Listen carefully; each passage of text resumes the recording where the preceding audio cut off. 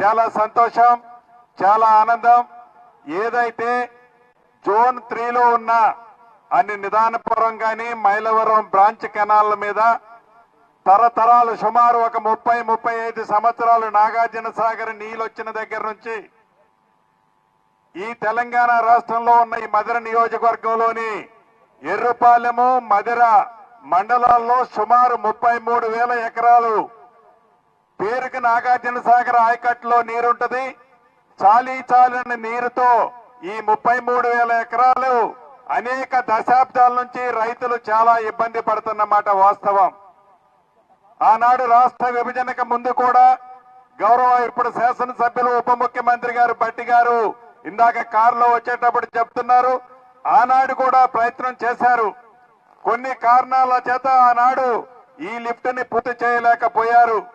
ఈనాడు మీ అందరి కష్ట ఫలితంతో వచ్చిన ఈ ఇందిరమ్మ ప్రభుత్వంలో సుమారు 490 కోట్ల రూపాయలతో 33,000 ఆయకట్టు జోన్ 3లోనే కాకుండా దాన్ని జోన్ 2లోకి తీసుకొచ్చి ఆంధ్ర నుంచి మనకి నీళ్లు రాకుండా ఉండే విధంగా అటు గోదావరి నీటు పాలేరుకు వచ్చి పాలేరు నుంచి పాలేరు రిజర్వాయర్కి వచ్చిన తర్వాత అక్కడి నుంచి ఆ నీటితో పాటు కృష్ణా పరివాహక ప్రాంతంలో నీటిని కూడా ఈ జోన్ 2లోకి తీసుకొస్తున్న ఈ 33,000 ఎకరాలు 2 పంటలు సస్యశ్యామలంగా పండించుట కోసం ఈ జవహర్ లిఫ్ట్ ఇరిగేషన్ స్కీము ఈ మధిర నియోజకవర్గంలోని 2 మండల ప్రజలకి ఒక వరప్రసాదము కానుందని కూడా ఈ వేదిక ద్వారా ఈ రైతాంగానికి మనస్ఫూర్తిగా తెలియజేస్తున్నాను.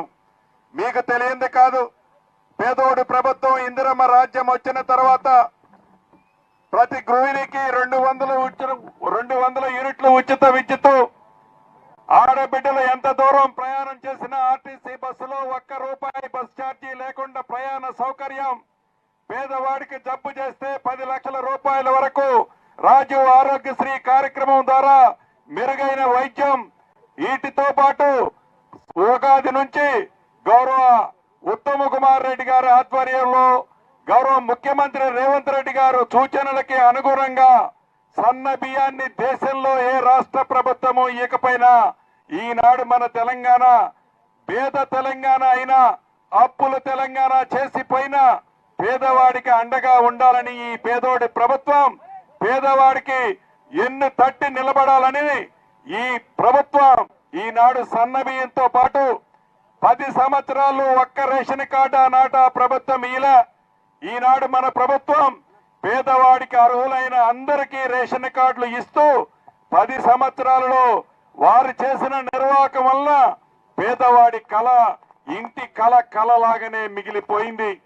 రాష్ట్ర వ్యాప్తంగా మొదటి విడత 4.5 లక్షల ఇళ్లు ఇస్తూ ప్రతి నియోజకవర్గానికి 3,500 ఇళ్లు ఇస్తూ ఇందాక మన గ్రామంలో వచ్చేటప్పుడు ఇందాక కోమటిరెడ్డి గారు చెప్పినట్టు ఇందిరమ్మ ఇళ్లను కూడా ఈనాడు ప్రత్యక్షంగా ప్రతి గ్రామంలో మనకి కనిపిస్తున్నాయి. ఈ ఇందిరమ్మ ఇళ్లు అర్హులైన వాళ్ళకి కొంతమందికి ఇవ్వగలిగాం, ఇంకా అర్హులైన వాళ్ళు చాలా మంది ఉన్నారు. ఈ పేదోడి ప్రభుత్వం మాటిస్తే తప్పకుండా విడతల వారీగా రాబోయే రోజుల్లో 3 సంవత్సరాల్లో 3 విడతల్లో ప్రతి గ్రామంలో అర్హులైన పేదవాడికి ఇందిరమ్మ ఇళ్లు తప్పకుండా ఇస్తుంది.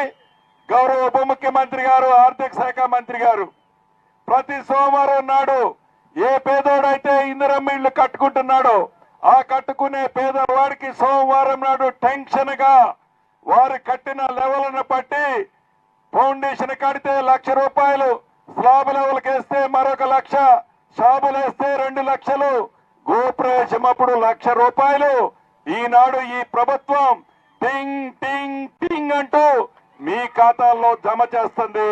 రాబోయే రోజుల్లో అర్హులైన ప్రతి పేదవాడికి ఇందిరమ్మ ఇల్లు చిత్తశుద్ధితో ఈ పేదోడు ప్రభుత్వం ఇస్తుందని, అదే రకంగా మునుగుమాడులో ఏదైతే సర్వే ద్వారా భూ సమస్యలు పరిష్కరించామో రాబోయే రోజుల్లో ఒక్క మధిర నియోజకవర్గంలోనే కాదు రాష్ట్ర వ్యాప్తంగా రైతన్నలు భూములున్న ఆసాములు ఆనాటి ధరణితో ఏదైతే ఇబ్బంది పడి కష్టపడి నష్టపోయి గోస పెట్టుకున్నారో వారందరికీ అనుకూలంగా చుట్టములా ఉండే భూభారత చట్టం వచ్చింది. రేపు ఆగస్టు 15 నుంచి ఏవైతే సమస్యలు ఉన్నాయో ఆ సమస్యలు భూ సమస్యలని శాశ్వతంగా పరిష్కరించే కార్యక్రమాన్ని ఈనాడు గౌరవ ముఖ్యమంత్రి రేవంత్ రెడ్డి గారి నాయకత్వంలోని మన ప్రభుత్వం 7 కేబినెట్ మంత్రులు ఉన్నాం. అంటే సగం కేబినెట్ ఈనాడు బట్టి గారి ఇలాకాలోనే ఉంది. రాబోయే రోజుల్లో ఒక్క మధురే కాదు, ఒక్క ఖమ్మం జిల్లానే కాదు, రాష్ట్రంలోని నలుమూలల పేదవాడు చల్లగా ఉండటం కోసం, పేదవాడికి అండగా ఉండటం కోసం ఈ ఇందిరమ్మ ప్రభుత్వం పనిచేస్తుందని మనస్ఫూర్తిగా మీ అందరికీ తెలుపుతూ సెలవు తీసుకుంటున్నాను. Thank you very much.